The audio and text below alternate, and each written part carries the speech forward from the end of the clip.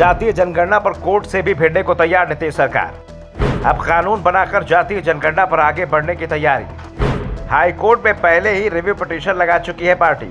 बिहार में जातीय जनगणना का मामला तूल पकड़ चुका है। हर दल इसके पक्ष में है क्योंकि बात वोट की है, लेकिन सवाल कानूनी है।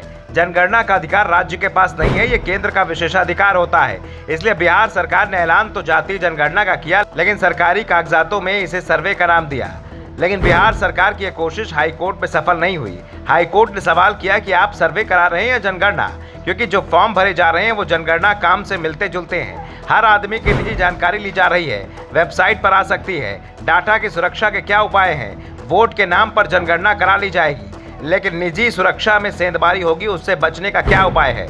जनगणना के बाद लोग ठगी का शिकार होंगे, उससे सरकार कैसे निपटेगी? हाई कोर्ट ने जातीय जनगणना पर रोक लगा दी है। इसके खिलाफ बिहार सरकार ने रिव्यू पिटीशन लगाई। कोर्ट इसकी सुनवाई कर रहा है, लेकिन बिहार की नीतीश सरकार को भी एहसास है कि जो कानून है उसमें जनगणना का प्रावधान ही नहीं है। ऐसे में राहत मिलना आसान नहीं है, लेकिन जनगणना का मामला राजनीतिक है और अब जातीय जनगणना का काम रुकता है तो महागठबंधन ही मुश्किल में फंस जाएगा। बीजेपी पहले ही मौके की तलाश में है, उसे ये मौका मिल भी जाएगा। बीजेपी सांसद सुशील मोदी ने तो नीतीश को इस मुद्दे पर घेर ही लिया है। सुशील मोदी का दावा है कि जातीय जनगणना का फैसला एनडीए सरकार में लिया गया था, उस सरकार में जिसमें 60% मंत्री बीजेपी के थे, और अब नीतीश कुमार अकेले इसका श्रेय लेने की कोशिश कर रहे हैं, जबकि उन्हें सभी को साथ लेकर चलना चाहिए। बीजेपी के आरोपों से घिरी बिहार सरकार अब इस मामले में आगे बढ़ने की तैयारी कर रही है।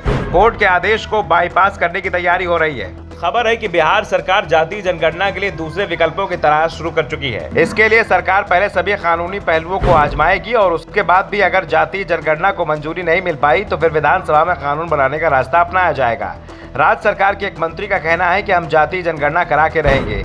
इससे राज्य में सामाजिक योजनाएं तैयार करने में मदद मिलेगी और हर वर्ग को सहूलियतें दी जा सकेंगी। यह बेहद गंभीर मसला है और हम इसलिए इसे पूरा कराने में अड़े हैं।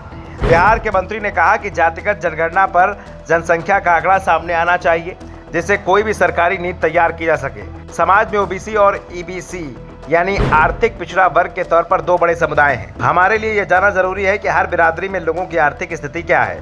जेडीयू के एक नेता ने कहा कि कास्ट सर्वे से पता चलेगा कि किस जाति में कितने लोग हैं, गरीब हैं। इस आधार पर हमें आर्थिक पिछड़ा वर्ग को मिलने वाले आरक्षण का लाभ देने में सहूलियत होगी।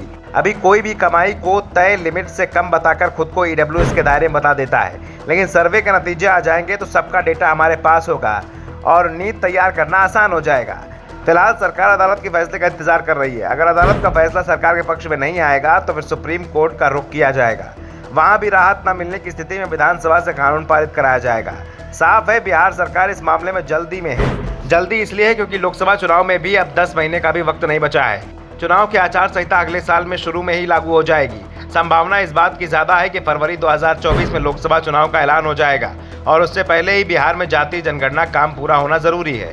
वैसे जनगणना का अधिकांश काम भी पूरा हो चुका है। अगर हाईकोर्ट 1 महीने बाद फैसला देता तो शायद ये काम भी पूरा हो जाता। फिलहाल तो अंतिम दौर में ही जनगणना का मामला लटक गया है। Bureau report, the such India.